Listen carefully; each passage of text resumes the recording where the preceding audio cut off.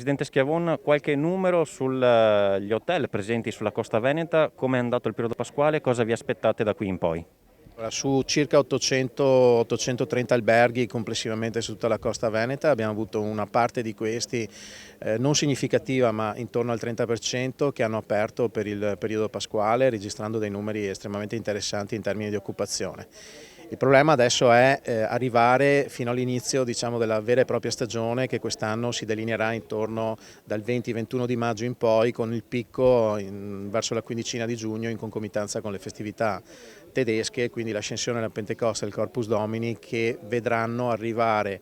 finalmente ritornare sulle nostre spiagge un numero significativo di turisti provenienti dalla Germania e dall'Austria che per noi è un mercato estremamente importante. Sulla costa stiamo registrando sicuramente una buona pressione della domanda, in particolare si è aggiunta quella del mercato estero a quella del mercato italiano che già l'anno scorso avevamo visto restare all'interno del nostro Veneto. Abbiamo circa un 8-9% in più mediamente di occupazione rispetto al dato del 2021 con un picco ben più alto intorno al 15-18% sul mese di giugno proprio in concomitanza delle festività tedesche. Questo è un dato ovviamente in costante evoluzione perché abbiamo una finestra di prenotazione molto sottodata e di conseguenza più sottodata arriviamo e più questa percentuale sale. Quello che ci rende più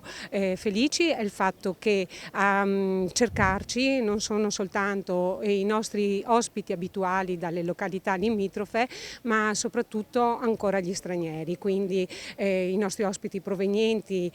dall'Austria e anche dalla Germania. E quindi c'è una voglia di ripartire, malgrado magari ci siano ancora delle situazioni di emergenza. Questione ricerca dei collaboratori, dei dipendenti, come siamo?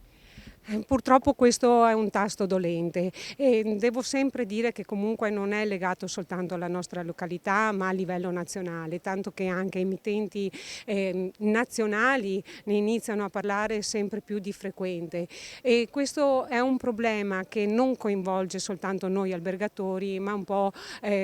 tutti i settori e che dovrebbe essere preso in mano molto seriamente anche a livello governativo. Su Carle cosa si sta facendo per cercare di incentivare magari i giovani a ritornare a fare questi lavori che servono per programmare e per portare avanti la stagione?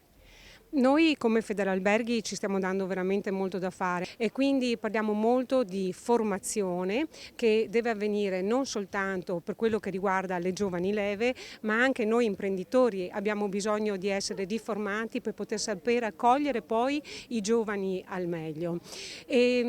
Abbiamo iniziato infatti anche a collaborare